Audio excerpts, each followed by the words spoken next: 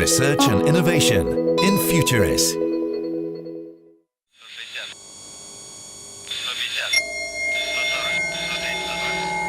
It was in December 2006 on a training flight above the Moscow region.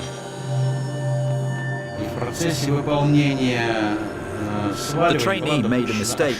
That caused the plane to enter a very steep stall. The plane got into a spin and started to dive. It was a very difficult situation, completely unexpected. But we managed to use our experience to recover the plane.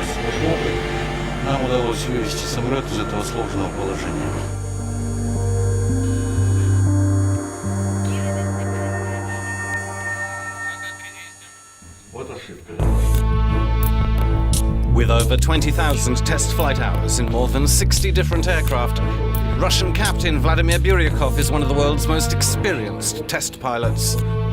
That day, his skills helped to avoid a catastrophe.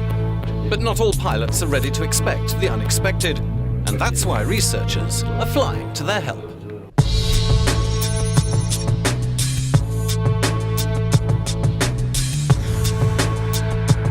It's early morning, and already there's hectic activity at this Dutch research institute.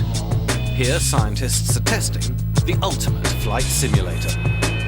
It's programmed to train for upset events, dangerous navigational conditions that can have dramatic consequences. An aircraft is very safe, let's say that first, but at the moment we see that the couple of accidents that do happen often involve loss of control of the aircraft. So the pilot not being able to fly the aircraft out of an upset.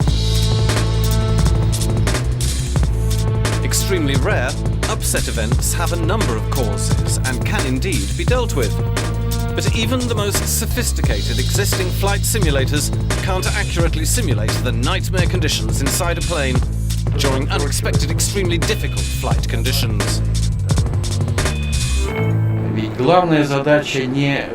In existing simulators, the main task is how to teach pilots to prevent upset events. But if for some reason the plane actually gets into that circumstance, the pilots have to know how to recover from it correctly and safely. And existing simulators can't provide that training because they have limited mobility.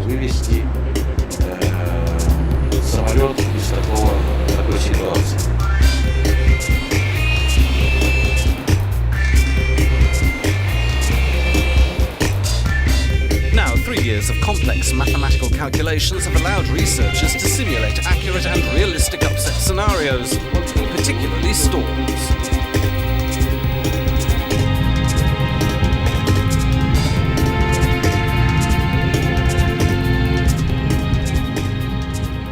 A stall is quite a complex physical phenomena that involves multiple unknown factors, but we basically understand the physics involved. Under certain angles of attack, the airflow is disrupted and the plane lift begins to decrease. Based on this understanding, we have developed the mathematical models that allow to recreate these effects more or less accurately. And today scientists from a European Union research project are testing those models, steadily increasing the seriousness of the incident.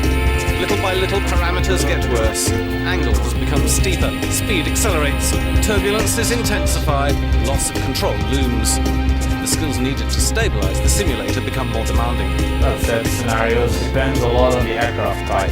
For example, you have symmetric stalls, where the aircraft, the wings are perfectly symmetric. The only thing the aircraft does is drop the nose, which they call a G-brake.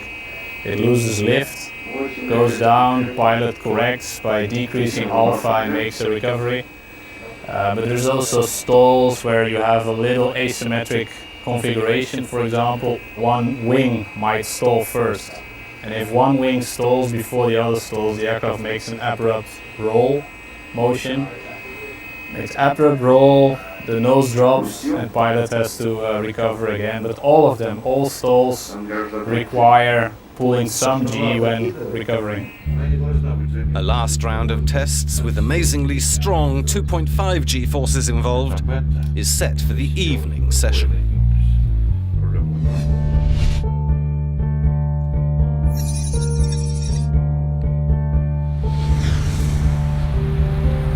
Complementary research critical to the testing had previously been done not far away from Moscow at some quite unique aeronautical research facilities. The logarithms used to mimic upset events were extracted from thousands of experiments in wind tunnels, training simulators and other research labs specialized in aerodynamic forces, analyzing the strength, durability or aeroelasticity of planes flown in extreme conditions.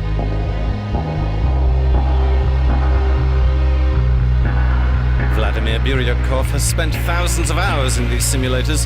His testing helped to develop the mathematical models for critical flight scenarios. Мы должны учесть влияние These scenarios have to provide reliable information. So, for instance, we need to take into account the influence of G-forces on a pilot's perception, or how does the pilot feel speed angles, or how he feels linear G-force. And for us to extract the right information on all this, we need scenarios to be stimulated in an accurate, undistorted way. Back in the Netherlands, the final extreme scenario is accurately achieved by the simulator. The tests have been rich in discoveries for researchers. And what we, for example, discovered is that if you have a pilot who has little or no experience in actual G-forces in the real aircraft, that pilot will be overwhelmed by G-forces when he first feels it. So if you give a pilot the task to pull 2G, he will probably be too conservative and only pull 1.5G, which may be insufficient for recovery. After exhausting hours of flight simulation, Vladimir seems satisfied with the preliminary results. There are still some problems related to what we call the Coriolis effect, the effect that acceleration provokes on pilots' brains, still not that realistic. That problem needs to be solved somehow, but nevertheless, I've got to say that simulators like this one seem very promising.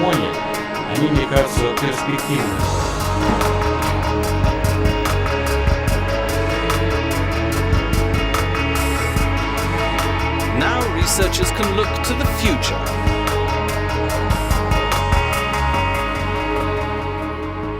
Currently, regulators are making rules that will mandate upset recovery training for commercial pilots. And when that happens, I think that it's most likely that this kind of training will be performed in existing flight simulators. We can upgrade those simulators to actually reproduce the upset recovery behavior in a correct way.